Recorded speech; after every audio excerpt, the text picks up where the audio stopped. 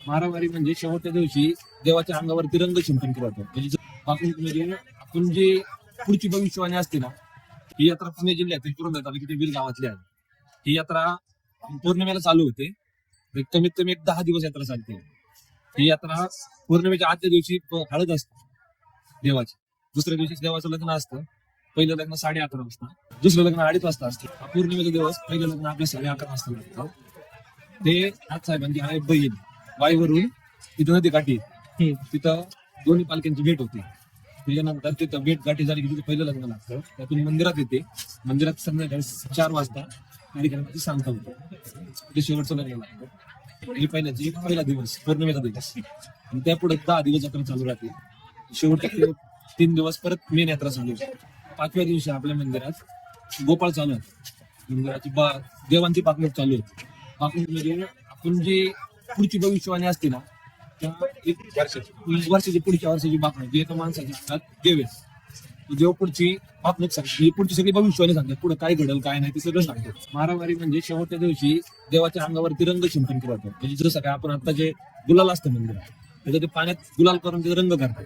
तर मग देवाच्या अंगावरती रंग शिंपण करून सगळ्या लोकांच्या अंगावर रंग शिंपण करून कार्यक्रमाची सांगता करतात. त्याच्यानंतर जे आपले दमदर बांधव त्यांची यात्रा चालू होते.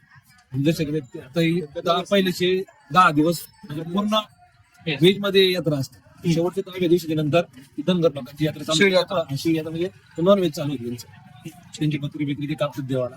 ते पुढे त्यांची यात्रा 1 दिवस चालू होती. ज्यांचं नवस असते ते प्रत्येक जण नवस फेडतो इथून. काही जण 5 बकरी. म्हणजे बेसिकली गोष्ट ही आहे की तुम्ही माझ्या गावची जत्रा बघितली आहे. ती जत्रा आमची कशी पूर्ण महिनाभर म्हणजे ती जत्राच आमची असते ती पूर्ण वेज असते, पोळ्यांचाच असतो.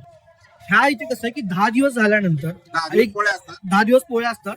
म्हणजे ती जत्रा प्रॉपर मानली जाते. आणि त्याच्यानंतर जेव्हा मारामारीचं म्हणजे ते रंग शिंपडलं जातं त्याच्यानंतर मग ती शिळ जत्रेला सुरुवात होते असं म्हटलं. आणि त्यानंतर जे हे आलेले असतात दुसऱ्या गावामधून देवाचे सेवक म्हणू शकतात त्या सगळ्या गोष्टीसाठी 10 दिवसासाठी, तर ते तिकडून निघून जातात आणि धनगऱ्यांची जी असते ती यात्रा इकडून मित्रांनो आता आपल्याला की ही माहिती कळली की देव कसा आला, जत्रा काय असते. तर आता हे जे मित्रमंडळ जे आलेत 40 किलोमीटर लांबून, तर त्यांचा हा इथपर्यंत चालत यायचा प्रवास हे वर्षानुवर्षाची पिढ्याची लोक असे चालत येतात त्या जत्रेसाठी. त्याच्याबद्दल त्यांचा जो एक्सपिरियन्स कसा होता ते आता आपल्याला सांगतो. आमच्या वाडवडिलांपासून म्हणजे आमच्या पूर्वज 1-2 पिढ्यांपासून चालू आहे. तेव्हापासून आमची म्हणजे बैलगाडीची प्रथा आहे ते आजपर्यंत आम्ही चालू केली. आमच्या घरातले सर्वात मुलगा आहे त्याला पण आवड आहे. तो पण पुढे भविष्यात आणून